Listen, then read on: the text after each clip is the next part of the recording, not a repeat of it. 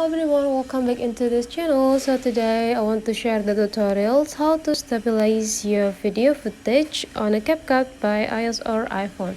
So here I already have the footage on my project, and now I want to make it more stabilized. First, let's have a check on this video.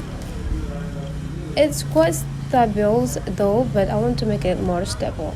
So here the thing that you need to do is just click the clip until it's in active mode, and then in this bottom features we just need to scroll it into the left side.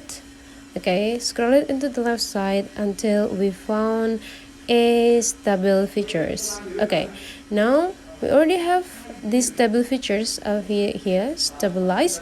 Just click it and will be generated into several options. Do you want to have a minimal cropping on your video, or there is also recommended and most stable? So I want to make my video in a recommended as this application recommend to my video, and then just wait until like it's 100% applied for the video itself, and then after it's 100% applied, just click done and have a check how stabilized your videos now.